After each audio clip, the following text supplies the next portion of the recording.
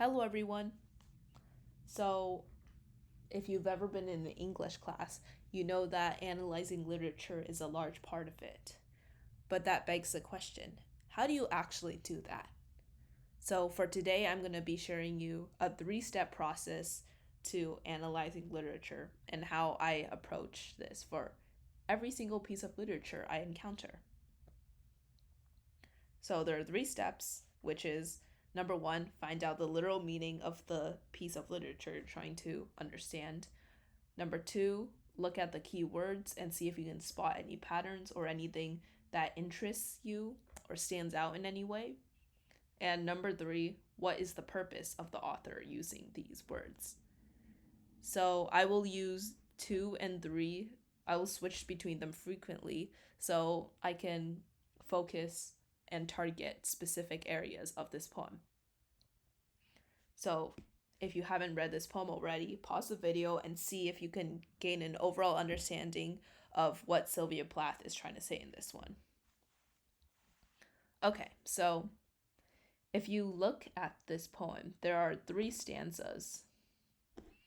And this last one is the conclusion of some sorts, in which she is summarizing it by talking about her heart instead of the bird and the beast that she mentioned earlier.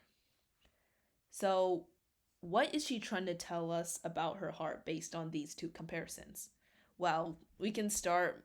We've already pinned down our keywords, which is bird and beast. So that's number 2 out of the way. But for number 3, what is she trying to tell us by giving these 2 comparisons? Well, what does a bird and a beast have in common? Well, they're both wild, they're both natural, and they cannot really be tamed. So from this, maybe she's saying that her heart is wild, natural, and you can't really understand or tame it in the same way that you can expect to try to tame a bird. And more on that later. So she shows us these images of destruction with people coming in to try to understand the mystery around the beauty of a bird and the marvelous mane of the beast. So the tongue and the mane is what we consider human interpretations of the beauty, because we think that the tongue produces the song, when in fact it is the chord that produces the beauty. So we are destroying something that is physical for something else that we can't really see. And it's the same for the beast, because we're destroying the mane, which is what we see as the beauty, when in fact it is actually how the fur grew. So this is a very logical sequence of how us humans, or our nature, is to sort of destroy by analyzing too much, which is kind of ironic, or thinking too much and taking everything apart just to destroy the part that we really wanted to understand. So if we go further, and I wrote over here the theme is that we're ruining too many things by analyzing, we can see that we can move back to step 2 in looking at keywords.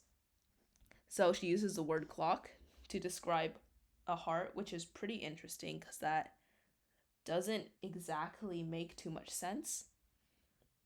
And she uses very interesting imagery in this last stanza.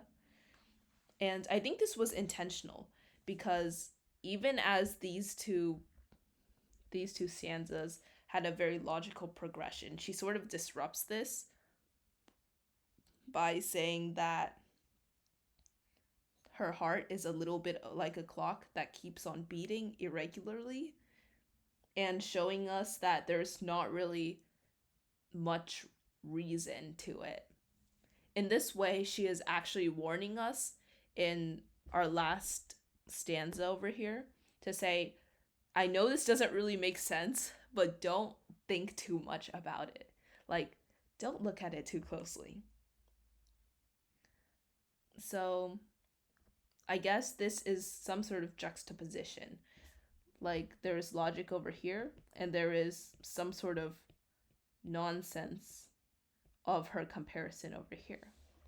And of course, I'm not saying that she tried to do all these things while she wrote this poem. It might have come through subconsciously or not. We will never know. But this is what I think is the meaning of what she wrote.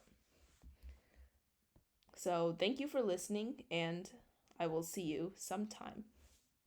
Goodbye.